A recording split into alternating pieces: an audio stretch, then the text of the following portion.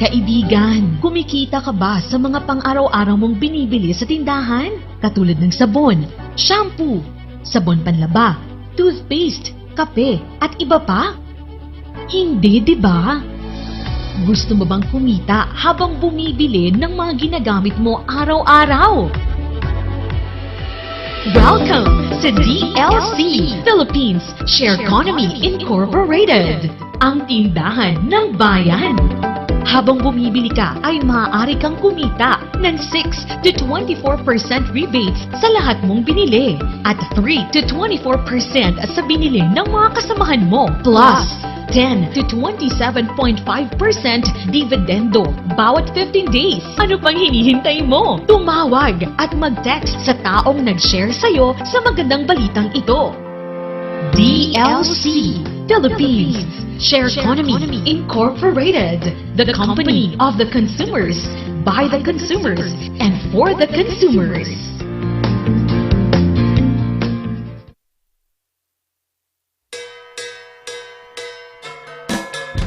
May kayong padasen, itinaimas, Ken, Sweet Strawberry Products, Ijay, Mel, Pasalubong Center, Adaiti, Special Strawberry Preserve, Special Strawberry Jam, Fresh Strawberries, Fresh Strawberry Salad, Kenadapay, iti Pure Red Wines, Bugnay and Cherry, made in Bauco, Mountain Province, Mel, Pasalubong Center, Sangwanan, welcome to Strawberry Farm, KM6, Latrinidad, Benguet, Ijay lang last gate of Benguet State University, Mabalinpay nga agpa-deliver. Ag-text when tumawag lang 0938-627-9392. Ken 0956-419-7704. Mel, Pasalubong Center.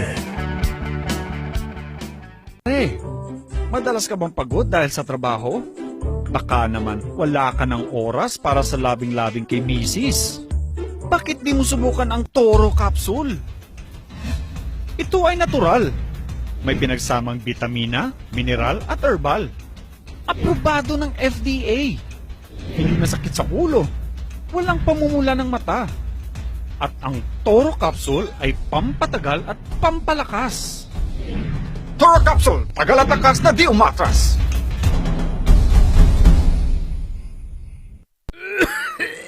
Dad, may RoboCuff tayo. Nak, mag-RoboCuff syrup na. RoboCuff! Sarap kasi! Orange flavor!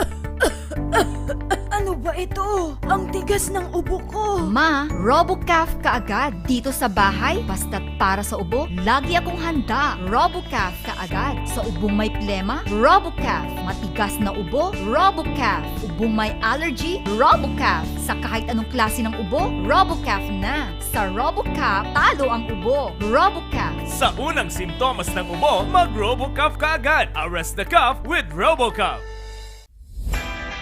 Nalaka, nga magatang ba ti masapul mo? Tara na sa Kurirang Enterprises. Dito matatagpuan ang kalidad, matibay at abot kayang presyo. Araw-araw ba namang sale dito sa Kurirang Enterprises? Meron silang cabinets, mga salamin, mga pang-opisinang upuan, tables, at marami pang iba. Kaya naman pag may nagtanong kung saan ang punta mo, sa Kurirang Enterprises. Meron din silang blankets, kitchenwares, speaker sets, at sports machines na pampasexy at pampaganda. Kaya naman kaibigan, tara na sa Kurirang Enterprises. Matatagpuan sa Abanao Street at Nagilian Road. Kaya naman kaibigan, sama-sama nating sabihin, Kurirang Enterprises.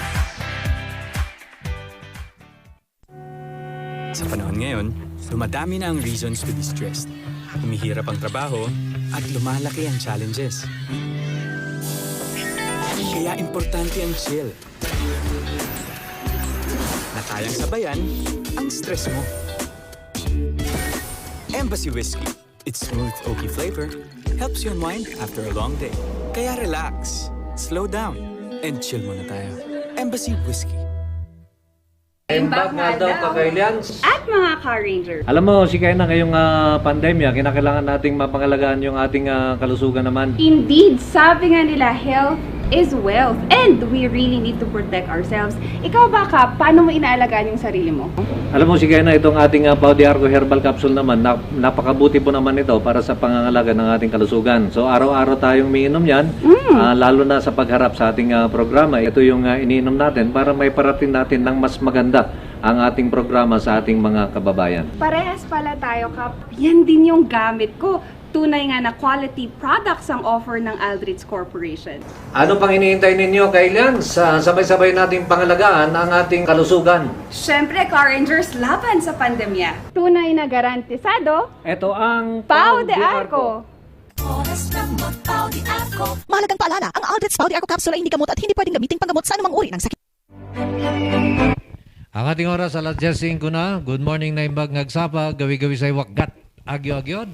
Maptang dyan nagsapa sa Chikiti Junamin at ito pumuli ang inyong ka-RNG, ang inyong kasi radio, Peter Mauawang Wasing para sa ating PIA Baguio ngayong araw ng Friday. At siyempre, pagka sinabi nating PIA, ang aking kapartner, ang ating Mr. PIA, Sir Joseph Zambrano. Good morning. Partner, maptang dyan nagsapa. Maptang.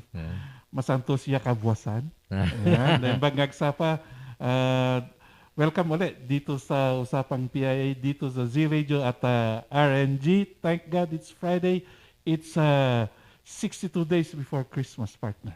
Uy, dalawang buwan na lang. Oo, nalamukan eh. Ilang days na lang Pasko na. Tuloy ang Pasko, partner. Oo naman. Okay. Tuloy ang Pasko kahit na pandemya. Oo naman. Parang nung nakaraang taon, ano? Parang ganun. Parang ganun. Pero safety protocol pa rin, ha? Oo Medyo gumaganda na ang trend ng mga COVID numbers natin.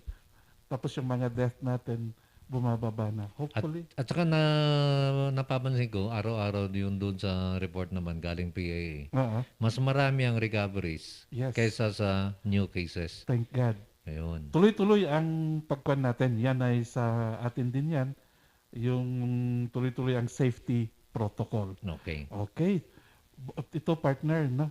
Napakaganda ang ating bukod sa maganda ang ating guest, napakaganda ang ating topic. Okay. Kasi ito ang the premier military school in Asia o Southeast Asia, yung yan, ang Philippine Military Academy. Okay. Partner, pag PMA, anong una mong naiisip? Kadete. Kadete. Kala ko nagkadete ka. Hindi, sinubukan ko noon pero hindi kaya. Kasi best of the best. Yun. Yung anak ko rin, trinay niya, nakapasa, pero sa pandemic, tumaba siya. Hindi kaya ng hindi kaya ng health ko. Yun yung mga iba. Kahit kanya kailangan overall.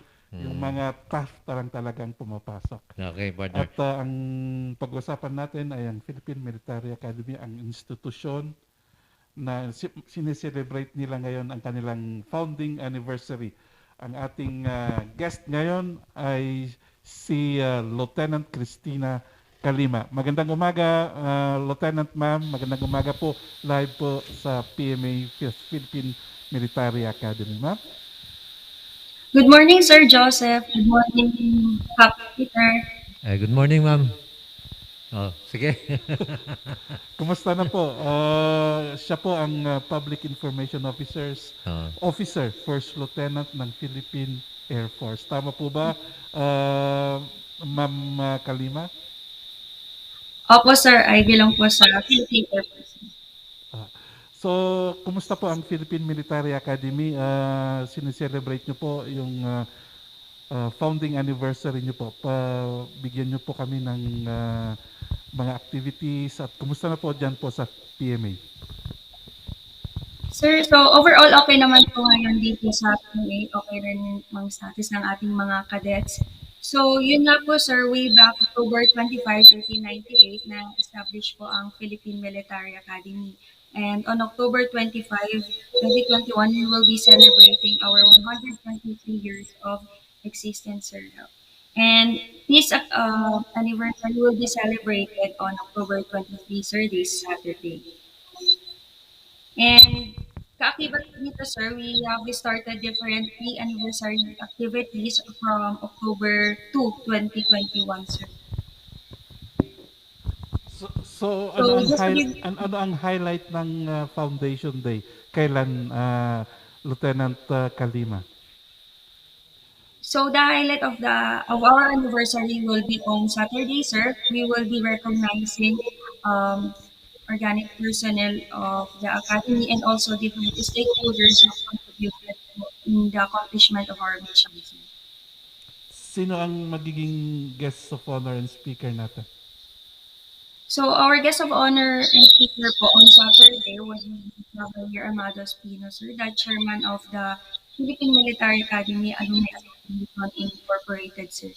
So, yun nga po, sir, kagaya ng nabanggit ko kanina, nag-start na po kami ng mga pre-anniversary activity namin noong October 2, 2021. We started the activity, the bloodletting activity, sir, sa Hikdog Tong Buhay, wherein 459 cadets and organic personnel were able to donate, sir, to four partner sa apat na partnered hospitals naman, sir, namely Baguio General Hospital, Philippine General Hospital, AFP Medical Center, and also the Philippine Blood Center, sir. In addition, sir, last 17 October 2021, we also conducted community pantry relief operation and distribution of boxes of hope to Barangay Ambassador to Guiding Care. And we were able to supply some families to 200 households, sir. So we also distributed 300 super, sir.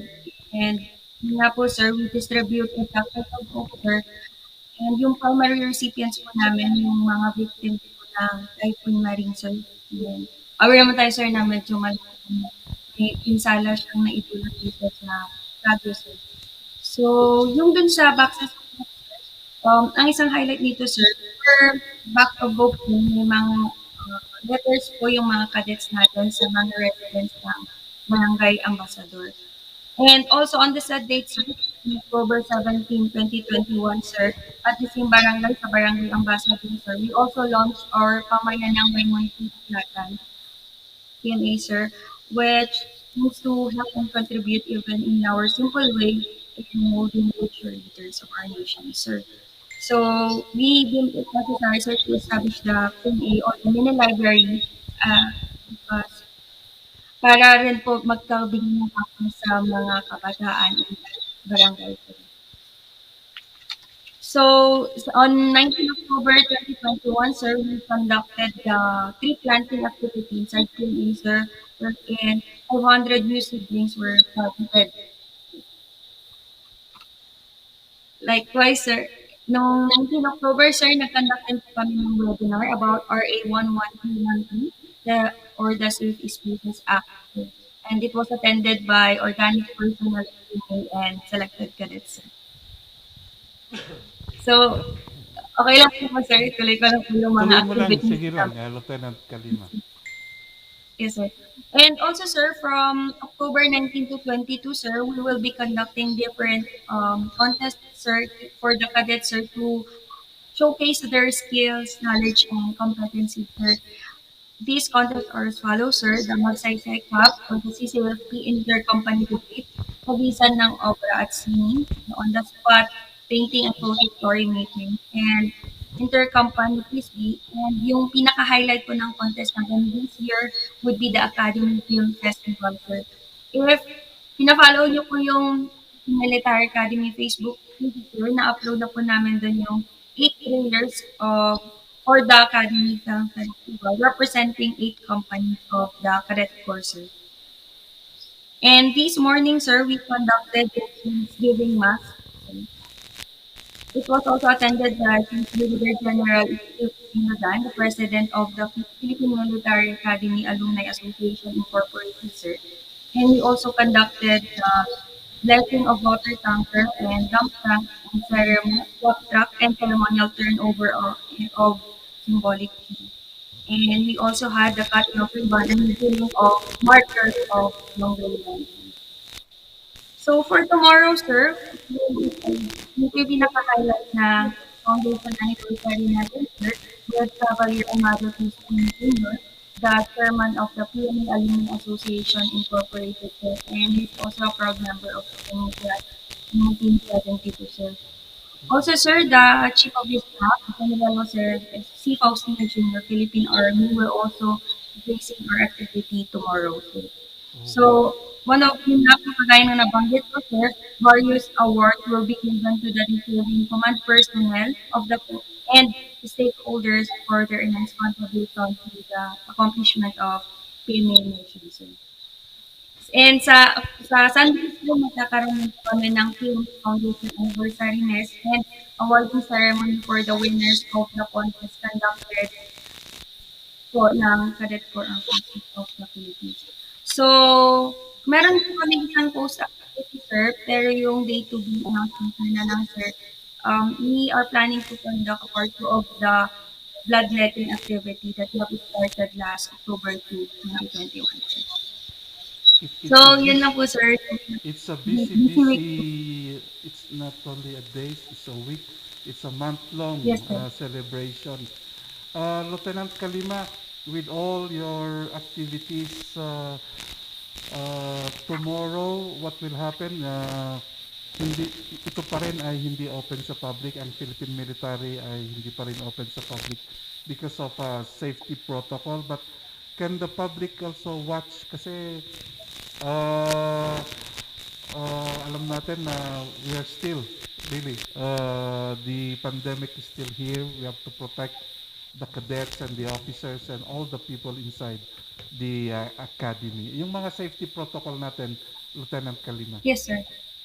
Yes, okay, sir. So, yun nga po, sir, we are limiting our guests and visitors, sir, due to pandemic, sir. But I am inviting everyone to watch our anniversary celebration tomorrow, sir. We will be streaming it live in our Facebook page, sir, at Philippine Military Academy Facebook, sir. Alright. Lieutenant Kalima, matagal kami hindi nakapasyal dyan ni Cap Peter Wasing. Kumusta na yung mga buildings na tinitirhan ng ating mga kadete? Yung mga constructions, 2 years na, no? And the public is not allowed to enter. But can you give us ang mga clear picture physically inside the academy? Okay, sir. So we have of developments inside the PMA, sir. So for the cadet barracks, sir, last 2018, sir, balitan po natin yung bagong kawang barracks ng cadets, yung Marili Hall and Reyes Hall. And currently po ongoing po yung construction ng yung tatlong barracks po sa barracks area ng yung Florendo Hall, sir. Oo nga. Marami ng development na parang gusto na makita sa Philippine Military Academy at it is one also of the tourist destination na pinupuntahan ng mga turista natin, especially coming from the lowlands. So wala pa, ano ang nakikita nyo in the near future for PMA to open up, Lieutenant Kalima? Sa ngayon, sir, we are not accepting tourists, sir, to enter the academy, sir. However, sir, kapag kumakain na po yung sitwasyon natin sa gitna ng COVID-19 pandemic, hopefully, sir, by next hope, kung okay na po, sir, makatanggap na po tayo ng tourist academy, sir. Partner, 125 years old na pala ang Philippine Military Academy. Hindi marami ng sundalo dyan na produce ng the Premier Military School. 125 years, tagal na nun. Tagal na nun. So, ganun pala katagal yung PMA natin? Oo nga. Ngayon ko lang nalaman na more than a century na pala ang PMA. Matanong ko kay Lieutenant Christine. Yes, sir. Single ka pa ba? Yes, sir. Ha? Opo. Yes, sir. Single po. Kasi kaya ko naman natanong yan, parang nakakatakot ligawan yung mga babae na sundalo. Lalo na't officer. Lalo na pag opisyal. Opisyal, kahit maganda, no? Maganda ang ating guest, pero pag naka-uniform, tapos First Lieutenant Philippine Air Force, tapos sa Philippine Military Academy pa. Kadalasan ng mga kilala ko ng mga opisyal na nagtatapos ng BMA, Oo. ang mga asawa, opisyal din. Oo. Kaya siguro, kasi siguro yung ating mga nandito sa labas na natatakot na manligaw sa atin. Okay. Totoo ba yan, Lieutenant Christine? Hindi naman po siguro. Lieutenant Christine, taga saan ka? Taga rito ka ba? Sa Cordillera o sa ibang probinsya? Sir, from Bulinaw, Pangasinan po ako, sir. And yung father ko, sir, taga La Union din, sir, kaya nakakapagsalita rin po ng Ilocano, sir. Di amom di agsarita ti Ilocano, Lieutenant Christine. When, sir? Yan. May siguro Ilocano tayo. Kadalasan tayo man yun. Testing. Kasano ka nga nagbalin nga kadete, Christine, before nga mo nagka-JPMA. Yun. O yun nga. Nag-eskwela ka pa'y kadet. Sino nga tinag-encourage king ka? Nagbalin nga kadete. Yun, sir. Bali, sir, di high school. Nag-graduate at di high school. Agit sama ko man di PMA, sir, nga ma-JH ko, underage pa. So, nga hanframe mapalin. So, I decided, sir, to take up Bachelor of Science in Accountancy, sir. Kuyak matlat na nag-aral, sir, sa SMU. Okay. Naka 2 years sa accountancy. Then, second year ako, sir, nag-take ako ng entrance exam sa PMA. And luckily, yun nga, sir, pinalad ko para makapasok. So, I belong, sir, sa PMA class 2016. PMA class? 2016, sir. Medyo matagal na rin. So, meron ka ng 5 years sa Lieutenant Christine na nagsisilbi sa ating bayan. Sorry po, sir. Sorry. May mga 5 years ka na nagsisilbi sa ating bayan. Yes, sir. Meron na po. Okay. Paano ba yung kwan? Kasi Lieutenant Christine, may mga issue nitong mga nakaraan tungkol naman dito sa hazing. Ikaw Yes, sir. mismo bilang isang kadete, ito ba may nangyaring ganon during your time? Sir, nung time ko, sir, ako, sir, I didn't experience any forms of maltreatment or hazing. Hanggang sa ngayon, nandiyan ka, wala namang ganon na Lieutenant? Sa ngayon, sir, yung the Philippine Military Academy continues to improve its policies and programs para to make sure na sir, maging okay na yung sa policies in terms of sa maltreatment or sa hazing, sir. Recently, sir, we continue the CCFP launch and the headquarters tactics group, sir, launched the so-called CCFP corrective training policy, sir, wherein it aims to correct the individual deficiencies and improve performance using appropriate and sensible corrective measures. So, marami na pong programs para ma-improve yung mga policies ng PMA, sir. Kagaya ng meron din tayong tinatawag na all-right system, sir, wherein cadets were challenged 24 hours, sir, na yung sa liquor, maltreatment, narcotics, off-limits, sir, and they are bounded with the honor book, sir.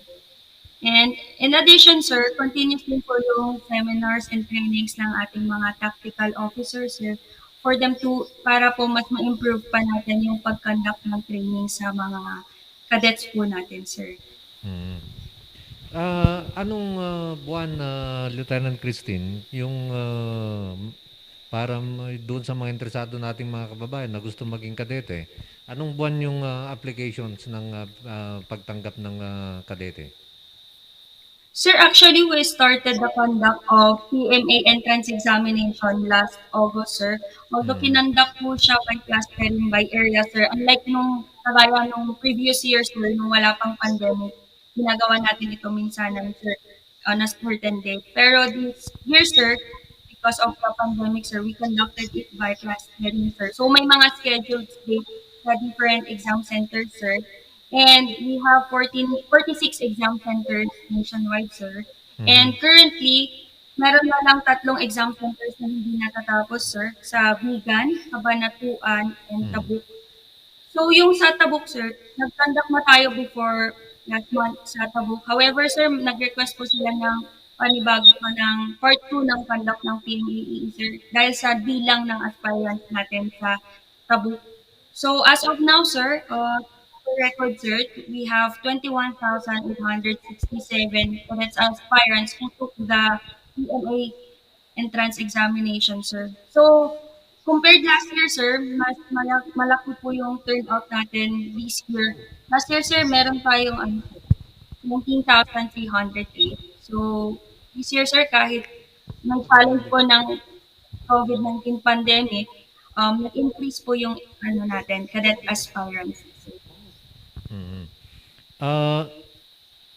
Lieutenant Christine, nabanggit natin pandemic, ano? Ano yung mga Yes. sinusunod natin dyan? Siyempre, parang makaiwas naman yung mga kadete sa ating COVID na to. May na-COVID na ba na kadete dyan? For the previous month, sir, meron po tayong recorded case ng nagka-positive ng cadet, sir. However, sir, ngayon po, sir, we are here. We do not have any active case of COVID-19 sa cadet, sir. So, yun nga po, sir. We are observing health safety protocols, sir, para maiwasan po yung pagkalat na rin ng COVID-19 dito sa PMA, sir. So, first, yun nga po, sir, that PMA is close to visitors and tourists, sir. And we are strictly observing the minimum health safety protocol. So, we are still wearing face mask and yung pag-hand wash, sir. And we also conduct the regular disinfection of our facilities. And likewise, sir, yung mga personnel natin from Port Delta North City Hospital, they are conducting regular checking of the health status and health of the cadets and also personnel. Okay, partner. So, may mga assessment. Yes. Lieutenant Kalima, as part of safety protocol, nakikita din namin, especially nung kasagsagan ng pandemic, ano, Yes, yung sir. mga plebes o yung mga pumapasok pa, naka-face mask. Sa parada ba, sa formation, naka-face mask din ba ang mga kadete? Pati yung kayong mga officers dito sa grandstand, paano yung Yes, sir. wearing of face mask? Sir, different activities, sir, engagement, parade, face mask pa rin po yung mga cadets and personnel, sir. Okay. During in the classroom at saka sa athletics, paano yung mga protocol ninyo? Sa classroom, understandable, no? But during athletics, do you still wear face mask, Lieutenant Kalima, sa mga kadete? Okay. In terms sa education and training ng cadets, sir, we are also observing modular and online learning, sir, conducted by academic group. Kasi meron din po tayong mga civilian instructors, sir, na currently they are working at home, sir. And, ayun po, sir, in terms sa physical activities, sir, meron po tayong mga naka-lock-in na instructors dito sa PMA, sir, and they are also observing yung strict health safety protocol, sir. Sa mga activities na kagaya ng sir, running ganon, nililimit lang po yung number ng cadets to run in a certain period of time and in a certain area, sir, para hindi po mag-crowded, sir. And ayun po, sir. Right. So, ngayon ko lang nalaman na like any universities, like any other school, mayroon din palang not really physical din ang PMA. May online din Yes, sir. pala yung mga kadete. So they are confined in their barracks. Kung Yes, sir. if that class is kung mathematics or whatever, calculus, pwede palang naka-online din pala sila. Akala Naka-online. ko, Kahit nandun sa PMA camp, Opo. online pa rin sila. Kasi may mga civilian instructors tayo. I see. Okay, thank you for educating us. Kanya pala Yes, maganda. sir. And Go ahead. okay, sir. Lahat naman po ng cadets natin may issued laptop na, sir. Even fourth class cadet, meron na po silang issued laptops, sir, na ginagamit po for this modular and online learning. Kailangan So, nag-adjust rin po talaga kami dahil sa pandemic. Kailangan Yes, sir. talaga malakas ang internet. Ano, partner? May question ba? Yes, sir. Bakunado na ba lahat? Kadete, officers, and all the people around the Fort Bertira, Lieutenant Kalima, ma'am. Sir, yung mga cadets natin, personnel po, are fully vaccinated na po, sir. Pati yung sa dependent, sir, may mga ipailan-ilan na lang po na hindi na. Pero almost all dependents po, sir, ay vaccinated na po. Paano, Lieutenant Christine, kung ayaw magpabakuna ng kadete? Pipilitin ba natin? All cadets are fully vaccinated already. Fully vaccinated lahat. Ah. Whether they like it or else. Whether they like it or else, kailangan magpabakuna. For their safety protocol, for their safety. So far, wala naman pong tumanggi, sir. Ay, wala pang tumutol. Yes, sir. Pero kapag may tumutol kaya, okay lang? Pwede naman po, sir. Pero I think, sir, the hospital should educate yung mga cadets, sir, para ma-enlighten siya sa kahalagahan ng vaccination. Okay.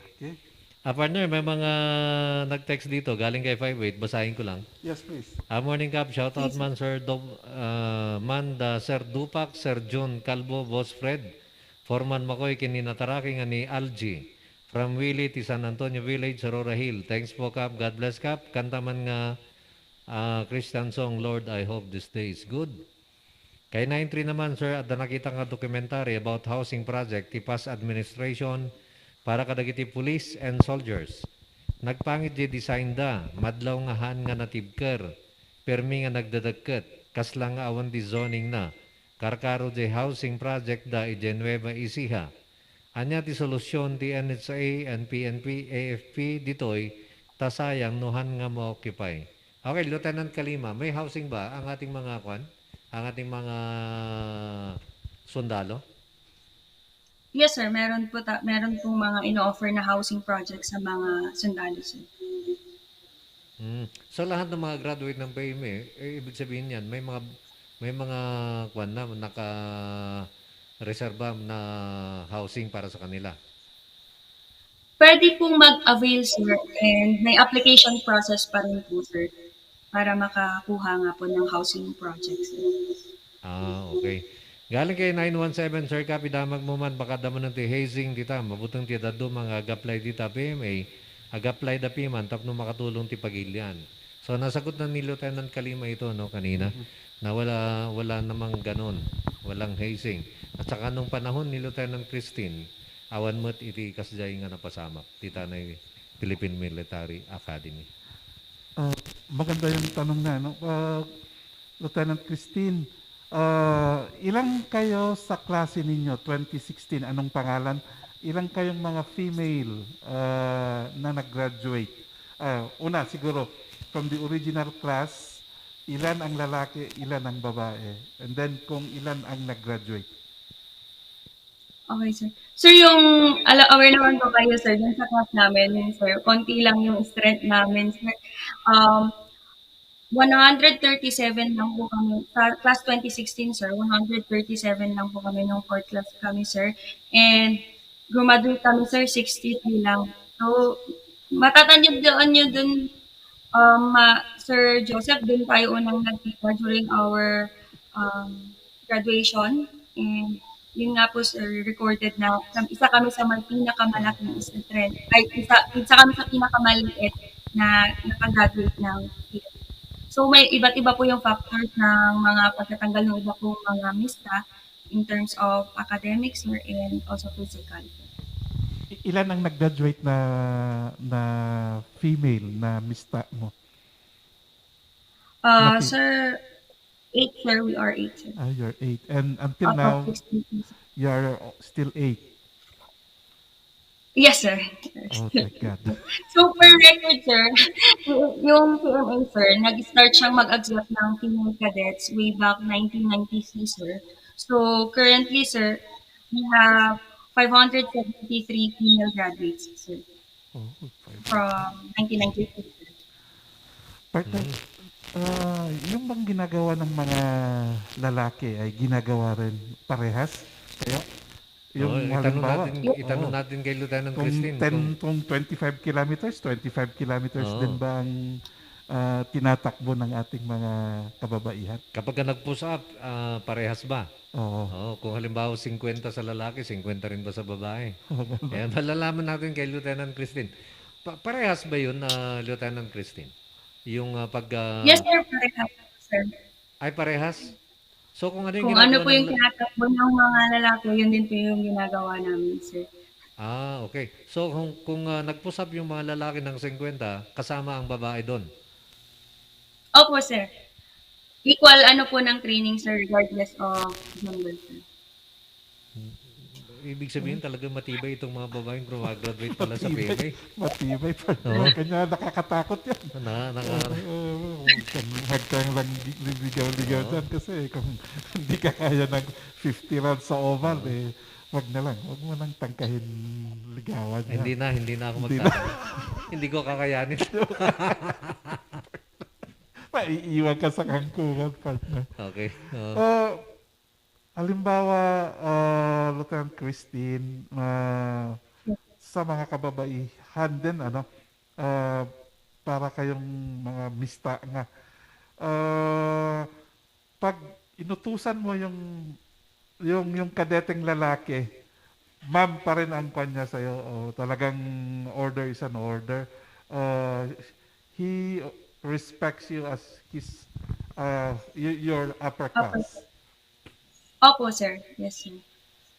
Sir, opo, sir. Ganun po, sir. So, naalala ko lang, sir, dun sa question sa physical, sir. Actually, di ba, sir, kung aware po kayo din sa mga athletic favors, sir, parang awards po in terms of physical performance, sir. So, yung mga females din po, sir, competitive sa mga physical activities, sir. So, ayun po, sir. Ayun. Okay, at partner, binabati muna natin yung ating mga viewers naman. Yes, please. Nanonood sa atin from Florence, Italy. Ma'am Brenda Pacio Soriano. Good morning, Sir Peter and Sir Joseph. And Amy Rono. Tama po kayo. But then, wag tayo mag-claim na 100% si politiko. Sa amin, politiko naman ito. Mamaya ko nabasahin yung politics natin, ha? Politiko yung binabanggit niya. Hindi natin pwedeng banggitin. Mawawala tayo sa ating topic. Ito naman, galing naman ito kay 66, mayatman no basaan dagiti aspiring cadets. J-book nga Art of War by Sanchu. Ken Strategicon by Morris. Aduti classic warfare tactics da nga never goes out of style. Lieutenant Christine, aware ka ba dito nay? Dagito nga libro ti nga Art of War ken Sanchu. Yes, sir. Namayat nga basaan dagiti, sir. So, dagito na yung libro, bakit basbasahin nyo dito ng PMA, dagito yung kadete? Jay, daduma, sir, as far as I can remember, sir, naging part din siya ng discussion namin before, sir, sa military leadership subject namin, sir, yung Art of War ni Sanchu, sir. Kasi, pagka Art of War, maganda itong basahin eh. Basahin ko nga ito. Yes, sir. Art of War. Art of War. Reading a book, napakaganda. Babalik nga ako dyan sa kanina, Lieutenant Kalima. Di ba, pag PMA ka, dapat brain and stamina. Ano yung pinakamahirap na subject dyan na sa palagay mo? At saka, how do you, nung kadete ka, paano mo binabudget yung time mo?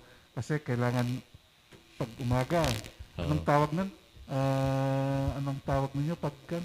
Regular running. Oo, tapos paggabi, taps, ganyan. Paano nyo binabudget yung time ninyo sa pag-aaral, tapos paggabi, pagod na kayo. Paano nyo, ano ang mga subject ninyo dyan sa academy?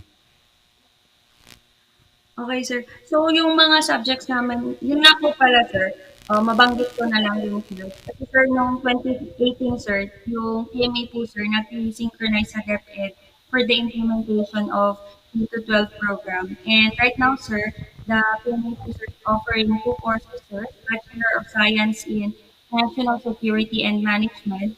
And just this year, sir, in-open na rin po yung Bachelor of Science in Information Technology. So yung unang mga nakakakuha nito, sir, yung mga 4th class cadets natin ngayon, yung PMA Class 2025, sir.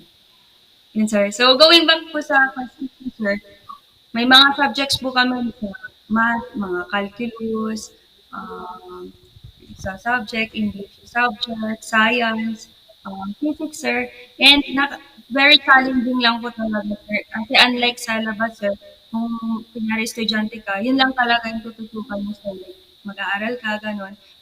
Sa PMA po, sir, meron pa po kasi tayong mga physical development na training, military training, sir. And yun talaga yung magiging challenge sa bawat kadete, sir. Kung paano mabudget yung time na makapag-aral at makacope up sa conduct ng education sa amin, yung mga nag-aaral para sa mga exams, gano'n sa different subjects. At at the same time, hindi po namin napapabayaan yung mga physical fitness namin, and also we're also coping with the military training na kinakandak po ng academy. Yan, okay. At ang ating oras, alas 10:42 na partner, medyo mahaba pa yung ating oras. So baka meron ka pang gusto mong itanong kay Lieutenant Christine. Oo nga. Bakit mo pinili ang Philippine Air Force? Kasi alam mo yung mga pag nag-graduate sila, partner, maganda sa kanila kasi nakikita natin. Full scholar sila pagka-graduate. May trabaho na tayo. Pagka-graduate ng university, maghahanap ka pa ng trabaho. At saka may pera pa sila na meron yatang allowance na iipon nila yon in 4 years. Malaki. So, anong tanong part? Ano yung mga perks ng isang kadete tapos pagka nagka-graduate na, Lieutenant Calima? So, ayun nga po, kagaya po ng nabanggit ni Cap Peter, sir, na marami pong benefits for the cadets, sir. So, yung for your scholarship, sir, na then after graduation, sir, yung mga cadets, sir, they could choose, sir, kung they will be joining Philippine Army, Philippine Navy, and Philippine Air Force, sir. And my case, sir, kaya po bumubuhay po ako sa Philippine Air Force, sir. And currently, sir, I'm also performing instructor pilot duties, sir, sa Lipa, Batangas, sir.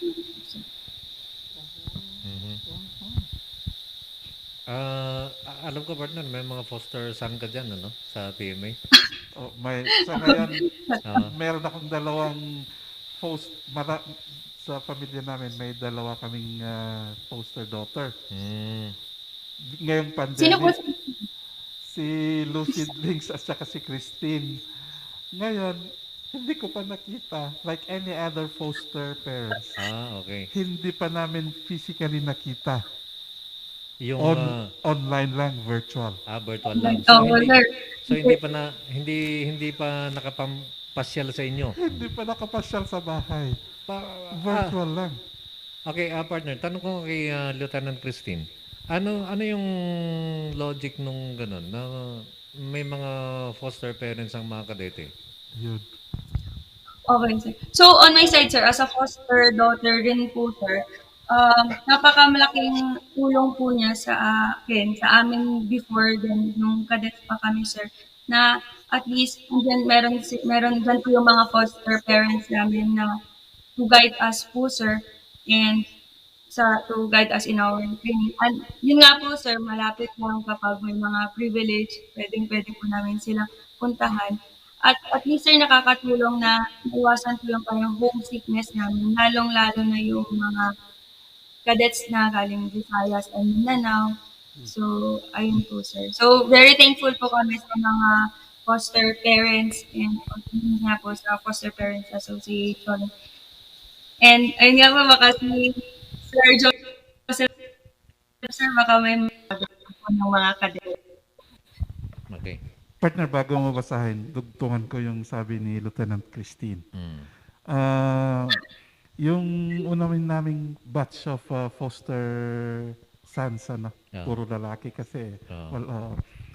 Yung isa taga Davao. Okay. So instead of uuwi siya sa Davao kasi mahal nga yung plane, uuwi na lang sa amin. Kung break nila. Doon matutulog, kakalaro na ng aking mga anak. Tapos, pag natapos yung break, tsaka siya babalik sa academy. Kasi sabi niya, Dad, dyan na lang ako kasi mahal yung kwan. Sa Christmas break na lang mas mahaba. So, dyan na lang kami muna sa inyo. So, doon siya maghugas ng plato o maglampaso. Para mong anak, ano? O, tapos lalabas kayo. O, sige, Dad. Ang tawag niya sa amin, Dad at saka Ma'am. Mama. Tapos yung anak ko rin, Kuya. So, magluto ka, lalabas kami, magtatrabaho. Bahala ka na sa mga kapatid mo dyan, ikaw muna. So, bonding. It's a home away from home. Yun. So, yun yung dahilan nun. Okay. So, galing naman ito kay 95, Lieutenant Christine, may katanungan dito. Yes, sir. Sa Air Force ka, no? Opo, sir. Ito, galing kay 95, Kunana, good day. Kung ang motto ng Army ay no retreat, no surrender, ang security card, no ID, no entry. Ano ang motto ng Air Force? Fly high, Air Force. Ha? Ano? Ay, hello po. Ay, sorry, Anong sir. battle cry ng Air Force? Philippine Air Force. Fly high, Air Force. Ay, fly high. Fly high. Fly high. Meron akong foster Serve and son. protect pa rin po, sir. Fly high. Ano? To Christine? serve and protect pa rin. Fly high, Air Force to serve and protect. Okay. Meron akong Air Force son pala, si First Lieutenant. Baka, 2015 pala siya. Ano na pangalan? Naku, sir, hindi mo na maalala yung mga anak mo. Si Sids. Si Lieutenant Sids. Si Sids. Ngayon, siya anong pangalan mo pala? Sids, kasi ang pangalan may mga papangalan mga yan eh. Okay. Oo. So, ang pinangalan sa kanya kasi kinuha sa apelyido niya, Sids. Ngayon, nakakita siya ng Cordillera ni inasawa niya. Nung kinasal sila, ninong pa rin kami. Foster parents na kami. Ninong pa kayo? Ninong pa kami sa kasal. Okay. Ayan, si Jenny. Ayan, 2015. Okay. Ito galing naman ito kay 77. Shout out po kay Lieutenant Christine May Kalima. Idol ko po kayo. Ang ganda nyo po. Ang bright. Hope to meet you soon. Sabi ng ating texter. Wow. Paano nga Thank you pala, very much. Lieutenant Christine, paano nga pala kung merong gustong manligaw sa inyo, pwede bang pumunta dyan sa PMA? Bawal po ang visitor, sir. Ay, bawal? Virtual na pare. Virtual na hanapin mo sa Facebook. Ay. Hindi ko sasabihin yung Facebook page niya, pero bahala ka na maghanap. Okay. I-follow and like na lang po yung Facebook page, sir. For more. Galing naman kay 55, good morning Captain Sir. Nice topic about PMA. Listening here at 3rd floor, Baguio Center Mall. Ito kasing programa natin, Christine, napapanood po ito sa RNG Luzon. Sa bayan napapakinggan naman sa 98.7 sa radio, napapanood sa Mountain View Cable TV, napapanood sa Tirat Pass Network, at saka siyempre sa ating Facebook at YouTube. Yan. Kaya maraming nakakakita, maraming nakakapanood doon sa beauty ng ating guest ngayon. At saka yung magaan kausap, yung naka-smile palagi. Yan. May tanong dito galing kay 95, good day. Ang emergency po ba sa aeroplano po ay Mayday? Opo, Mayday. Yung Okay. i-call out. Abuti na lang natanong ito, ano? So, bilang Philippine Air Force, Lieutenant Christine, marunong kang magpalipad ng airplane? Yes, sir. Nag-graduate po ako ng military pilot training last 2017, sir. Okay. And currently, sir, capable of flying yung fixed wing aircraft natin, sir, yung P-41 plus na aircraft at SF-260, sir. Yung nga po, sir, kagaya ng nabanggit ko kanina, sir, may additional duty rin po ako, sir, na minsan nasa Batangas po ako, sir, to perform instructor pilot duty, sir. Yun na ang mga, ano namin, yung mga bagong graduate din ng PMA, sir, na gusto na mag-undergo ng training to become pilot, sir. Okay. Yung bang mga katulad mo, Lieutenant Christine, Air Force, yung iba Army, yung iba Navy. Ito ba kayo mismo ang namimili ng pupuntahan ninyo na sangay ng ating military? Sir, may different screening process din po during cadet, sir, for you to be allowed to join different academies, sir. Sa Air Force, sir, during our time, sir, nag-undergo po kami ng limited physical exam, sir. So, marami rin, kasi sir, may quota din po kasi per branch of service, sir. Hindi naman po pwede lahat na kami mag-join sa Air Force, mag-join. So, yung different warfare din po ng tactics group, may mga screening process din po para, sir, sir po ninyo mag-join ng Army, Navy, at Air Force. However, sir, pinagsisignificant po kami, sir, kung saang branch of service po yung prefer namin. Sir. Yun nga lang, sir, yung ibang of service, hindi po talaga na-accommodate lahat. Yun. Partner, kakikita ko si Secretary Delphine Lorenzana sa news, sa television, at saka sa mga Facebook. May dumating na mga bagong Black Hawk natin. Ano ang future ng ating Air Force, Lieutenant Christine? Kailangan i-beef up pa ba ang ating mga planes, mga helicopters para lalong maprotektahan, lalo na sa international aggression, Lieutenant Christine? So, yun nga po, sir, kagaya ng may mga bago tayong mga aircraft na dumarating, sir. And yung Philippine Air Force naman po, sir, is nag-undergo ngayon ng parang modernization process, sir, wherein we will be acquiring more aircraft in the near future, sir, for us to be more capable, sir, in performing our mission, sir. Okay, konti-konti na lang yung naiiwan. May mga katanungan dyan. But bago yan, partner, yan muna. Bago ito muna.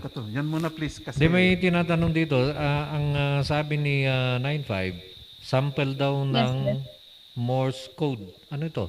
Ano itong Morse code, Lieutenant Christine? Opo, sir, ganun, sir, parang certain sound, sir, na may meaning, gadidit, ganun po, sir. Uso pa ba ang Morse code sa AFP? Hindi naman na po pamatay nagamit yun, sir. Parang coded, po yung sound, may different meanings, sir. Ano yung Morse code? Dit is a long line. Hindi ka nag-OTC, partner. Anyway, meron pa, partner. Iraman nyo mati barangay tanod, no kape, no ronda. Stay safe always, kunana.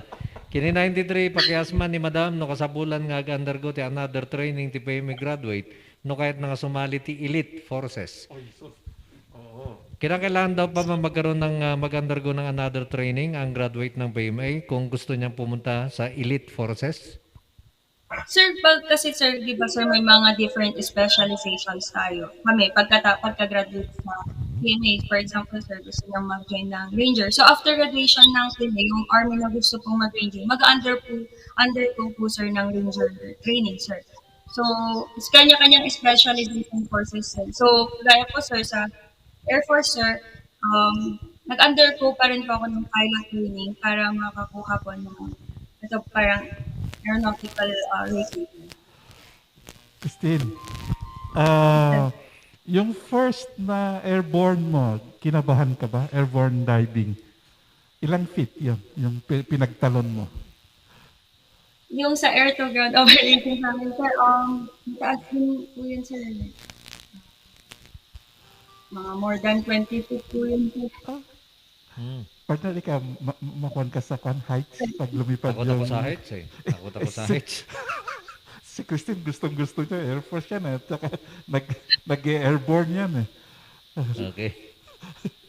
At partner, galing ito kay 6 to 8 naman, Kap at Marquez ang may interesado sa foster. Paano maging foster parent ng mga PMA cadets? Sir, I think, sir, si Sir Joseph ang mas Okay, kung gusto, okay, sige. kung gusto niyo po, una, para shortcut, kasi mahaba yung kunang na yung oras, text me 0917 543 543 2112. 2112. Explain ka. I-explain mo na lang. Explain ko, mag-usap kami. Okay, kung paano sige. maging foster parents. Sa ating texter. Oo, kailangan natin yung mga foster parents. Sa ating texter, So yung text ano po mo. bang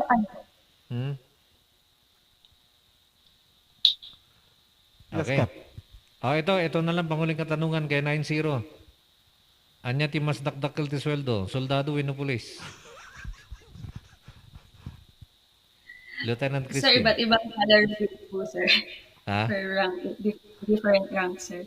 Oh. Pero nung iba. dumating So, si... pero ang importante doon, sir, para sa mission na po, sir.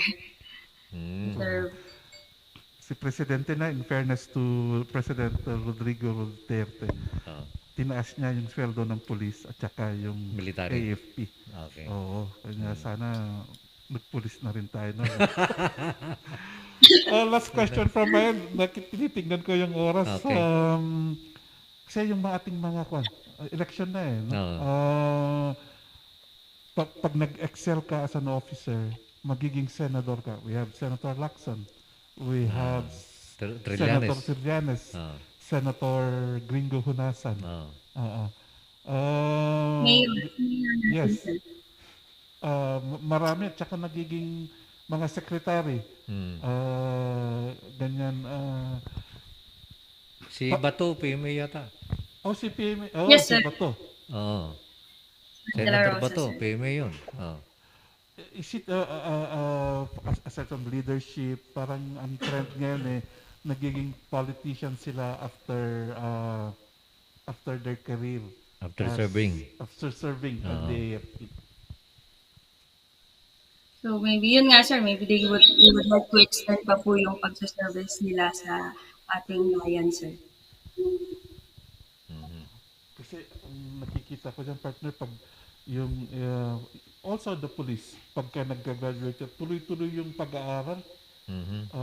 Ag-schooling for promotion, ag-schooling dyan AIM. Yes, sir. Ag-schooling dyan eskwelahan. I will be sent to America, I'll be sent to Australia for my schooling. So napakaganda. We will encourage really our young ones there, our youth, to join the Philippine Military Academy. Yun, okay. So ang ating oras partner, meron pa tayong nalalabing 2 minuto na lamang bago tayo pansamantalang magpaalam. Lieutenant Christine, baka meron kang gustong idagdag? Okay, sir.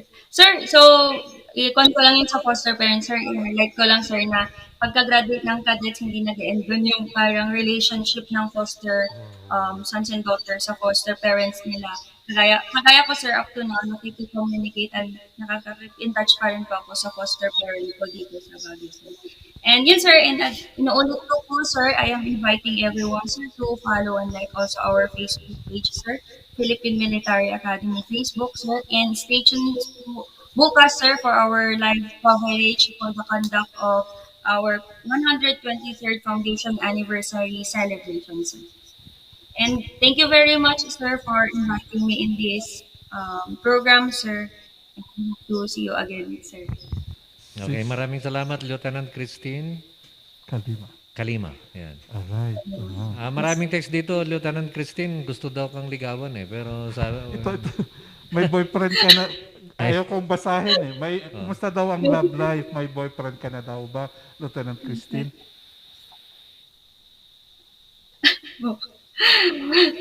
Naman muna, sir. Take life. Alright, okay. Maraming salamat sa lahat ng taga Philippine Military Academy. Si Superintendent, anong first name na? Lieutenant General. Yes, sir. Lieutenant General Ferdinand M. Cartojano, sir. Also from Philippine Air Force, sir. Oh, Air Force din ang ating superintendent. Tangkad niya, partner. Anong height mo, Lieutenant Christine? 5'2", sir. 5'2" yung Pero minimum. currently, sir, we are accepting, kami yung last batch, sir, ng 5'2" yung minimum height requirement. Yung next na class na po namin, sir, up to now, 5 flat na po yung minimum height requirement for the cadets. Sir. Para sa mga babae o sa pareho? Both male and female, sir. So pwede na palang tumanggap ng 5 flat. Oo nga naman. Kailangan ba yung sometimes kasi noon matatangkad ang kinukuha nila nag-change kasi basta kaya mong hawakan yung baril, kaya mong hawakan yung monobela. Siguro sabi ng ating mga officers, sige 5 flat na lang. Pagdating pala sa height, partner, overqualified tayo, no? Oo na. 5'6". Hanggang sa height lang. Hanggang sa height lang. Lieutenant Christine Kalima, maraming salamat at sana magkita-kita po tayo dyan, personal, kung darating ang araw na po pwede na bumisita dyan sa PMA. Yes, sir. So, on behalf din po ng our intendant, Lieutenant General Ferdinand M. Cartojano, Philippine Air Force, sir, would also like to extend our gratitude, sir, and also to our different stakeholders also, sir, to the Cavaliers and alumni of the Philippine Military Academy, sir. Okay. Hope to have an interview again with you during the alumni on February, I think. Yes, sir. Yes, sir. Invite din natin ulit si malapit na yun. Oo. Hopefully doon na tayo mag-programa. Oo, doon na tayo pumunta. Dadalhin ni Kuya Dobby ang RNG doon. Oo. Di ba? Pwede yan. May van. Hopefully, sir. Oo, dadalhin natin dyan. At miss na ni Kuya Dobby de Guzman ang mag-cover dyan sa Philippine Military Academy. So ako naman nagpapasalamat sa Z-Radio RNG Cap Peter Wasing, Sir Dobby. Maraming salamat sa nag-participate, sa nakinig at nanood. Maraming salamat in behalf of the Philippine Information Agency. Baguio, my boss director Helen Tibaldo. Keep safe po. Ako po si Joseph Zambrano. Nagpalpalagip to please observe safety protocol para kada tayo maamin. Ang ating pasasalamat sa PMA at kay Lieutenant Christine Kalima. Antabayanan po ang ating usapang legal kasama ang ating konsihala ng ating syudad ng Baguio, Attorney Betty Lourdes Lulu Tabanda. Thank you very much, sir.